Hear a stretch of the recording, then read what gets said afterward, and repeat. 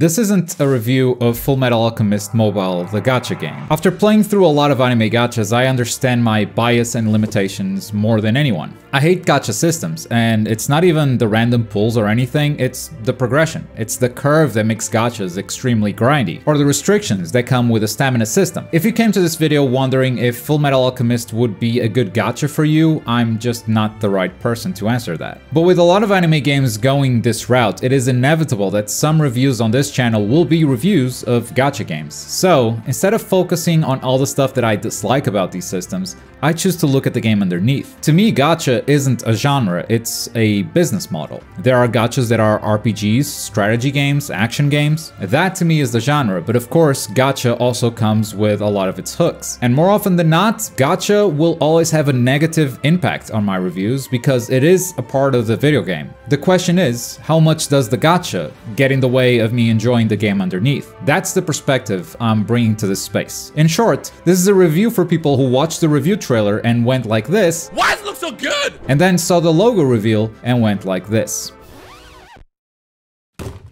Fullmetal Alchemist Mobile is a turn-based strategy game with tile movements similar to a Fire Emblem. But with its own Fullmetal Alchemist twists, I can say for sure that it feels like its own game. You can build a team of varying size with characters that you pull from the gacha system, and they all have unique attacks, unique specials, and ultimates, as well as unique stats when it comes to attack, damage, defense, and even the number of squares a character can move. Some specialize in high damage to a single target, others specialize in area of effect attacks. You've got straight damage, you've got debuffs, you've got healers, you've got tanks, you've got melee fighters, and you've got ranged fighters. There's a very wide array of abilities, the character variety is insane, and that only helps the variety of team compositions. The game starts fairly basic, you move to a square and attack the enemy. Then you start paying attention to character types. Does your character have a type advantage or a disadvantage? You start putting the tank next to the damage dealer because they're so squishy and you don't want them to go down quickly. And sometimes you even use the stage, whether it is with a ranged attacker knowing that they can't get hit from that distance, or straight up using stage hazards. Once you play for a while, the strategy grows even deeper with each character's talent tree, because at some point they become able to support other characters with cooperation attacks. If two characters are within range and they're the same type of character, they can collaborate for an attack, and that is going to affect your character placement, your team compositions, everything. I love this game's systems. I haven't played a tile-based strategy game that's so compelling in such a long time. On top of that, it's paired up with gorgeous graphics. So gorgeous that they fooled a lot of people during the reveal trailer into thinking this was a console game. And it is in fact one of the best looking anime games out there. At its core, this game is fantastic, but let's look at the game modes, let's see how the game itself elevates all of these systems with the different challenges it presents.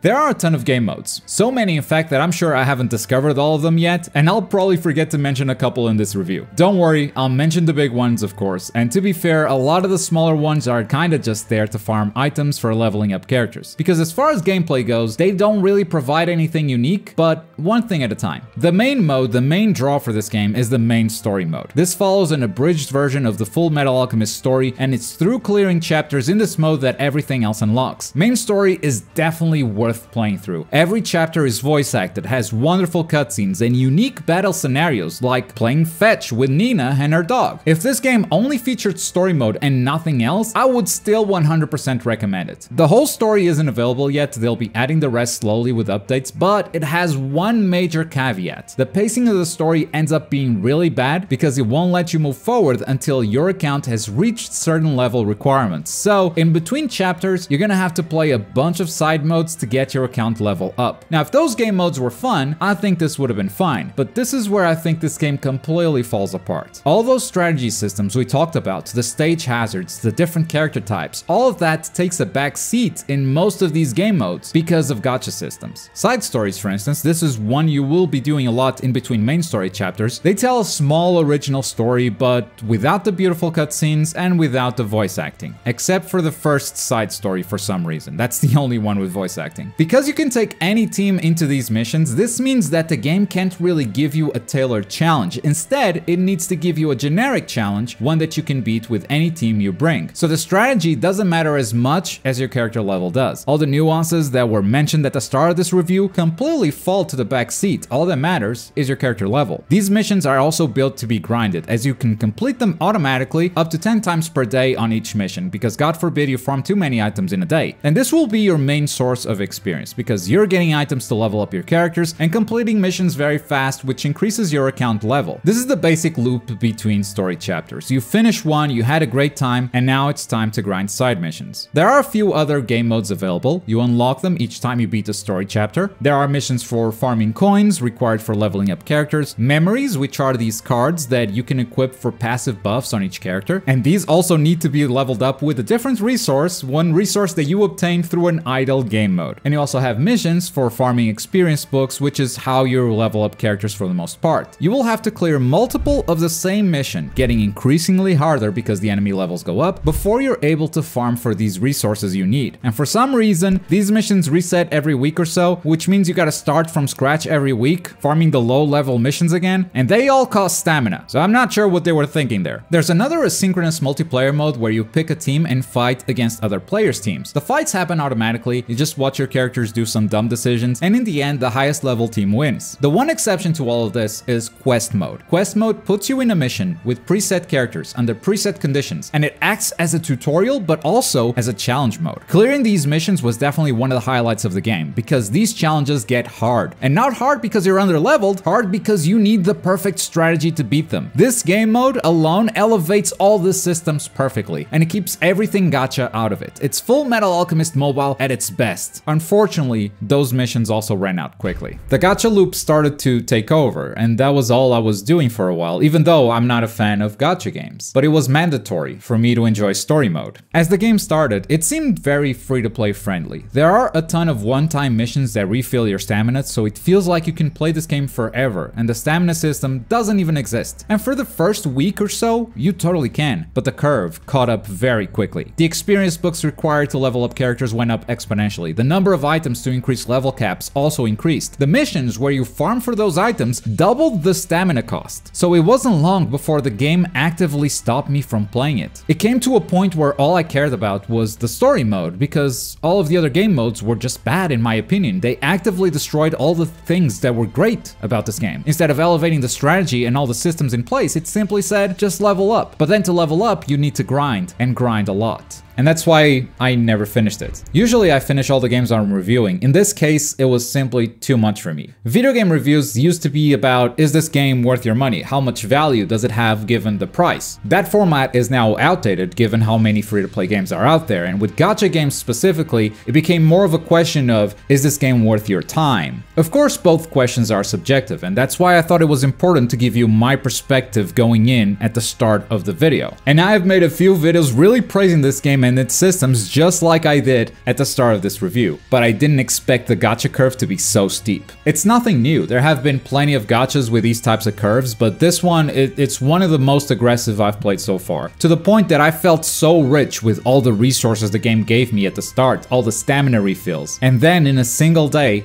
all of them went away. And even then, that wasn't enough to unlock the next story chapter. This being a gacha, however, I was ready for this possibility, and I knew at some point I'd have to log in, do my daily stuff, and come back tomorrow. But I think this game is also really bad for doing that. First of all, it takes ages to boot up. I've clocked the boot up animation at over 2 minutes, and then you spend so much stamina just auto-skipping side missions because you need to grind those items that you're done with your stamina in less than 5 minutes, and are left feeling like you've done no progress at all. I honestly don't know how this game is being received by the gacha community. One thing I'll say for sure is that it's very easy to get good characters. The banners are great, the PD system is one of the best I've experienced, and there are a lot of events, time banners that come and go in a day or two. I think this game is really okay with giving you the characters you want. The problem is going to be ascending them, because you don't just need duplicates of that character to ascend, you need a lot of duplicates. And not only of that character, you need duplicates of other characters too. And then you sacrifice them all into one one single character. The ascension in this game is really rough, but it's for those reasons that I can see a gacha channel reviewing this game positively. But to me, that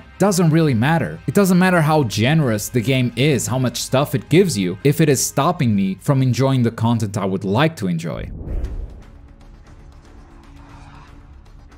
With all of that said, it's time to score this game. If you're new to the channel, we use letters for our review scores. F and E are bad games, D and C are okay, B and A are good games. And this is my score for Fullmetal Alchemist Mobile.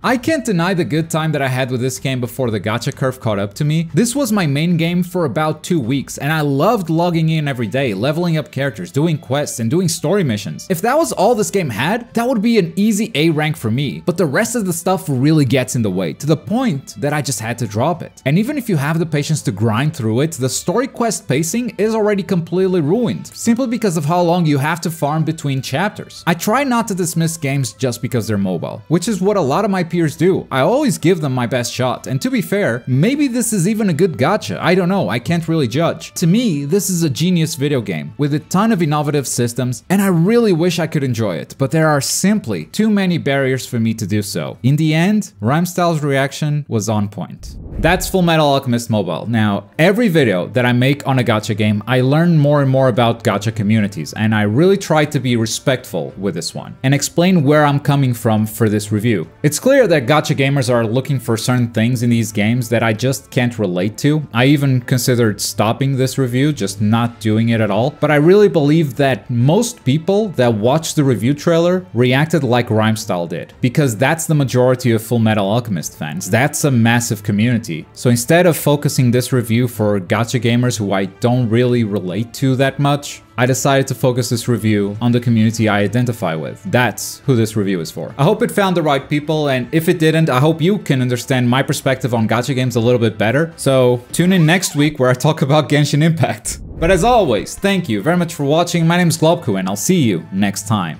Bye!